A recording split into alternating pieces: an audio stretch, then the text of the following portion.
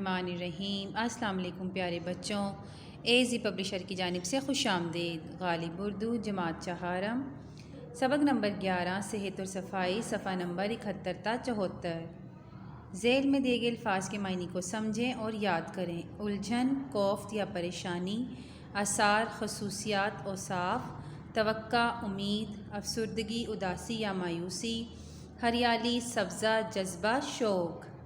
سبق کے مطابق درج ذیل سوالات کے مختصر جواب دیں۔ اسلم نے گاؤں کے بارے میں کیا سن رکھا تھا؟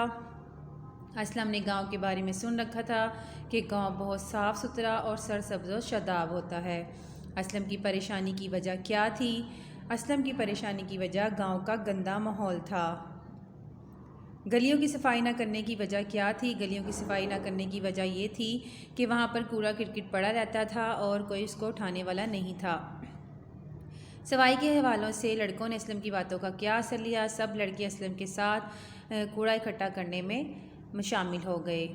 اگلے سال گاؤں کا ماحول کیسا تھا؟ اگلے سال گاؤں کا ماحول بہت اچھا تھا اور گاؤں میں کسی قسم کی کوئی بیماری وغیرہ بھی نہیں تھی۔ سبق کے مطابق درست لفظ لگا کر خالی جگہ پر کریں۔ اسلم اپنی نانی کے گاؤں پہنچا تو اسے بڑی ڈیش سی محسوس ہوئی، اسے بڑی شرمندگی سی محسوس ہوئی۔ اسلم ڈیش کا رہنے والا تھا۔ اسلم شہر کا رہنے والا تھا۔ اسلم کے دل میں ڈیش سے گاؤں ہی کا جذبہ شوق پیدا ہو گیا تھا۔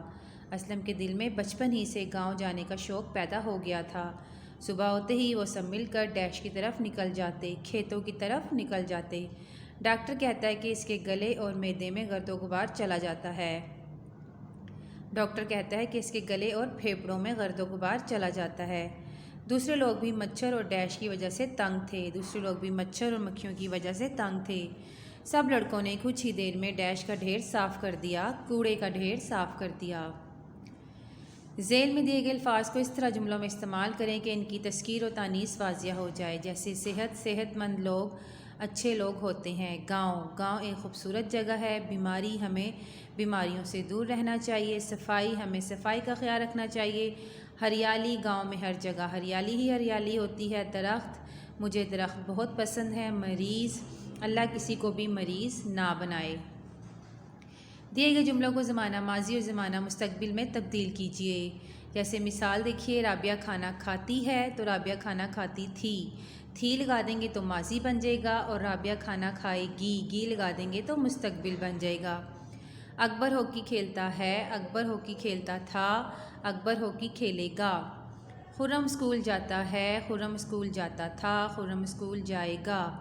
بچے شور کرتے ہیں، بچے شور کرتے تھے، بچے شور کریں گے۔ عائشہ سبق پڑھتی ہے، عائشہ سبق پڑھتی تھی، عائشہ سبق پڑھے گی۔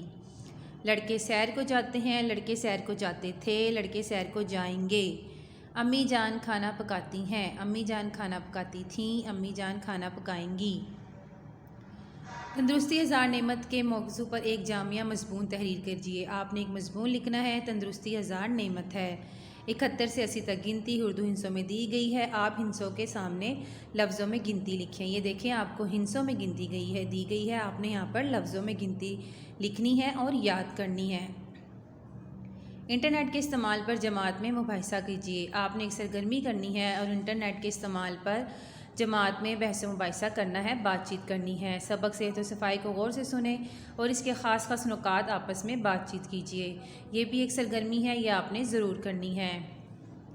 اپنے اسکول کی صفائی کے انتظامات کا جائزہ لیجیے اور مختصر سی رپورٹ جماعت میں پیش کیجیے۔ رپورٹ میں صفائی کے بہتر انتظام کے حوالے سے تجاویز بھی پیش کیجیے۔ تو یہ بھی ایک سرگرمی ہے، یہ بھی آپ نے ضرور کرنی ہے۔